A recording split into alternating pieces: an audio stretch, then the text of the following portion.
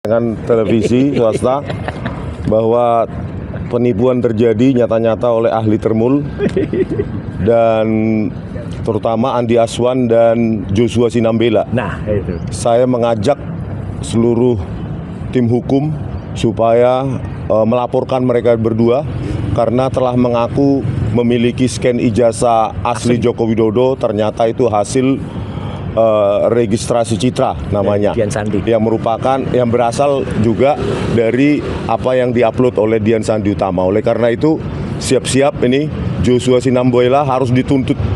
Dialah yang seharusnya kena, dan Andi Aswan itu mereka lah yang seharusnya kena Undang-Undang ITE 32 dan 35 ya, yang memanipulasi, mengedit, yang menyatakan bahwa itu ijazah asli.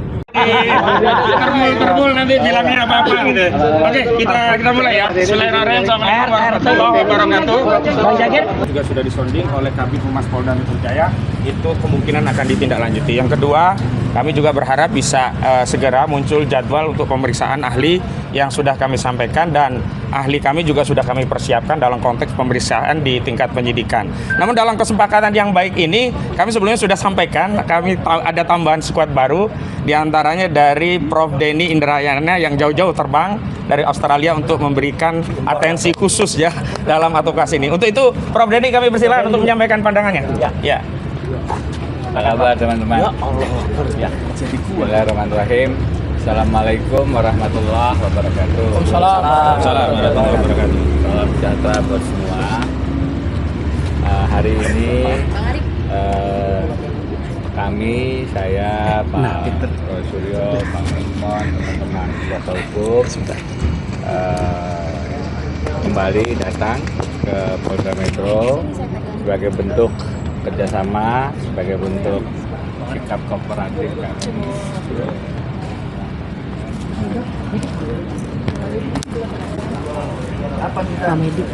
Tentu ini adalah proses hukum yang sebagai warga negara yang baik kita hargai, kita hormati. Di samping tentu saja juga kami melaksanakan langkah-langkah hukum yang lain sebagaimana tadi dijelaskan oleh Bang Hosinuddin, gelar perkara khusus dan seterusnya. Tapi poinnya adalah kita tetap berpijak pada pandangan, pada sikap kita yang terus mencari substansi di masalah terutama tetap kita terus perjuangkan sambil tetap menghormati proses hukum yang sedang berjalan. Demikian pengantar saya. Saya terima kasih sudah diberi. Ya, baik. Assalamualaikum warahmatullahi wabarakatuh. Waalaikumsalam warahmatullahi wabarakatuh. Ya, hari ini kami bersama-sama, teman-teman bisa lihat, saya, Dr. Rismon, tadi juga ada Dr. Tifa, kemudian bersama Pak Hosinuddin selaku koordinator dari tim non litigasi. Di samping saya yang 2 hari yang lalu barusan landing kembali ke Indonesia, ya, Prof. Denny Indrayana dan timnya dan semua yang ada di sini, terutama Pak Gafur, Pak Safri dan teman-teman semuanya. Kita bersama-sama seperti tadi yang disampaikan oleh Prof. Denny, kita melakukan kerjasama yang baik dengan Polda Metro Jaya. Artinya kerjasama itu apa? Kita kooperatif, ya, kita menjalankan yang harus kami lakukan. Jadi dulunya seminggu itu 2 kali, tapi alhamdulillah sekarang sudah seminggu sekali. Dan kami juga seperti tadi sampaikan Bang Hosinuddin, kami juga menyampaikan surat untuk gelar perkara. Kami merespon rencana dari yang kemarin disampaikan oleh Komisaris Besar Polisi Pak Budi untuk gelar perkara khusus. Kami juga menyampaikan menindaklanjuti nanti ingin berkonsultasi tentang beberapa ahli yang kami ajukan. Jadi sekali lagi kita hari ini dalam rangka kooperatif dan teman-teman juga bisa saksikan, ya, kita tetap solid, kita tetap kompak, tidak ada apapun. Jadi jangan percayai para termul itu, ya, gitu, dan ahli-ahli palsu itu. 2 hari yang lalu dalam salah satu siaran TV kita bisa lihat bagaimana kualitasnya ahli palsu itu yang ternyata dengan bukti palsu yang katanya itu scan ijazah, scan sampai host dari acara itu mana basic question mana scan ijazah yang dikatakan minggu yang lalu? Karena minggu yang lalu itu TV itu secara yakin sudah menyaksikan. Kan malu juga, saya juga kasihan TV yang bersangkutan. Sudah jelas-jelas disampaikan oleh si Andi Aswan, tapi ternyata palsu buktinya. Dan kami juga menyampaikan ini loh, ahli palsu yang kemudian menjerat kami, yang mengatakan dengan saya, Dr. Rismon itu melakukan rekayasa, melakukan pengubahan. Ternyata dia begitu di panggung nggak bisa apa-apa. Sama anak kecil aja nggak bisa apa-apa, ya, sama si topi merah, ya, langsung kalah, gitu ya. Terus sekarang mulai nyebar hoax di berbagai kanal-kanal termulnya, gitu ya. Kita ketawain aja, ya. Yang jelas itu yang kami lakukan dan saya kira itu aja, ya. Yang penting ini ada Dr. Rismon.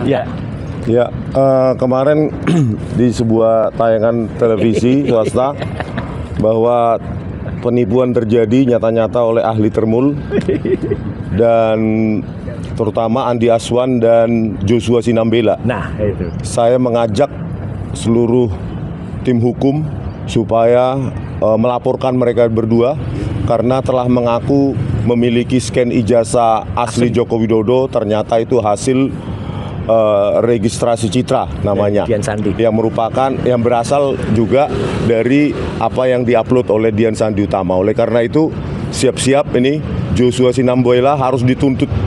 Dialah yang seharusnya kena, dan Andi Aswan itu mereka lah yang seharusnya kena Undang-Undang ITE 32 dan 35, ya, yang memanipulasi, mengedit, yang menyatakan bahwa itu ijazah asli dari Joko Widodo, gitu ya. Jadi kita akan laporkan itu. Sedang dipersiapkan ya, Bang. Siap. Oke.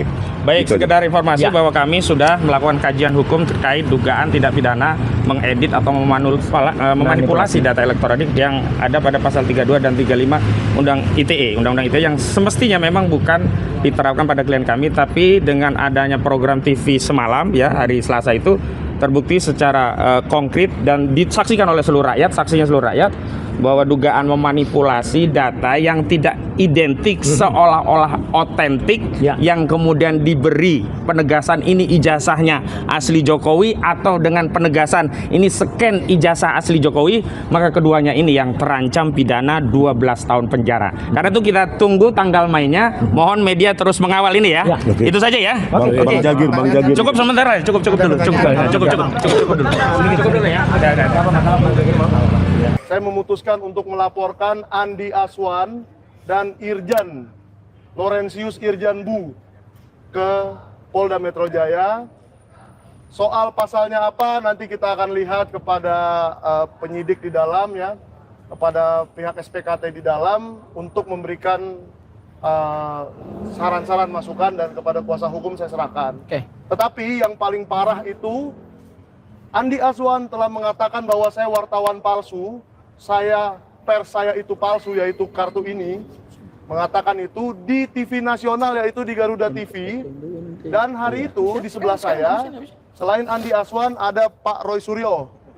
Sehingga saya ajak beliau hari ini untuk menjadi saksi bahwa Andi Aswan benar-benar mengatakan itu, ya, di Garuda TV. Dan nanti saya juga akan meminta pihak Garuda TV sebagai penanggung jawab acara, kalau perlu Pemretnya Ibu Eli Husin untuk juga ikut berbicara sebagai saksi bahwa hal itu terjadi di bawah pengawasan beliau di acara yang di stasiun TV dipimpin beliau. Jadi hari ini saya juga ingin menegaskan status saya, ya, dalam kasus ini adalah sebagai saksi kunci atau saksi, ya, orang yang mengetahui langsung. Karena ini penting, ya. Pelapor, yaitu Saudara Michael Benyamin Sinaga, ada orang yang mendengar langsung pada saat itu. Jadi bukan pada kasus seperti yang saya alami. Orangnya hanya melihat di televisi, kemudian dia berusaha tahu ini tanggal berapa sampai tanggal, enggak. Saudara Michael dan saya mengalami sendiri peristiwa itu pada hari Rabu tanggal 8 Oktober 2025 di lantai 5 salah satu gedung pertokoan di Jakarta Pusat yang ada di gedung Sarinah, ya, di Jalan Tamrin, ya. Itu peristiwanya. Kira-kira di atas pukul 7:30, ya, itu peristiwa terjadi. Kualifikasi pelapor adalah jelas. Dia juga mengalami sendiri. Jadi clear betul pasal 310, 311. Ya, bukan seperti sebelah sono, ya, yang tidak melihat langsung, tidak mendengar langsung, hanya mengalami masukan-masukan dari orang-orang lain. saudara Mike mendengar dan saya selaku saksi, saya melihat dengan mata kepala saya sendiri, mendengar dengan telinga saya sendiri. Jadi clear betul, saya ada di situ. Dan ada 2 orang yang memang dilaporkan. Andi Aswan memang berada di situ. Tapi yang satu lagi yang namanya Irjan, siapa tadi? Laurentius Irjan Buung. Ya, itu adalah membuat tayangan di podcastnya, namanya Mosato TV, itu yang bahasanya lebih kasar. Bahasanya beliau, itu makanya dikenakan Undang-Undang ITE. Ya, karena dia mengunggah dan kemudian menyebarluaskan. Ya, itu jelas. Pasal yang tadi disampaikan oleh Pak Gafsur Haji adalah jelas betul ketika ada pasal yang dia menghina 27 dan 28. Itu clear banget ya gitu. Kalau yang 30-13 saya mendengar langsung, saya bisa menjadi saksi dan nanti kalau untuk menilai tayangan yang ITE itu, tayangan podcast itu nanti Akan pasti ada ahli. Ada ahli ITE, ada ahli bahasa dan lain sebagainya. Jadi jelas betul bahwa apa yang mereka lakukan itu sungguh-sungguh sebuah hal yang masuk pada pasal-pasal di dalam Kitab Undang-Undang Hukum Pidana kita dan juga masuk dalam Undang-Undang Informasi dan Transaksi Elektronik. Saya support betul Mas Michael Benyamin Sinaga dan juga teman-teman lawyer yang membersamai. Terima kasih. Saya tambah sedikit ya. Menjelaskan tentang tayangan yang ada di Mosato TV itu yang diunggah oleh Laurentius Irjan Buung. Di situ Irjan memanipulasi kalau menurut saya ya, mempergunakan website resmi Dewan Pers, yaitu lembaga yang diakui oleh negara, dengan Saatnya Gen Z tentukan arah. Siap bersuara? Dialog inspiratif bersama narasumber terkemuka. Audisi calon jurnalis muda iNews. Live stage performance musisi tanah air. Dimeriahkan oleh, dipandu oleh. Jangan lewatkan iNews Media Group Campus Connect, Connecting Ideas, Inspiring Future.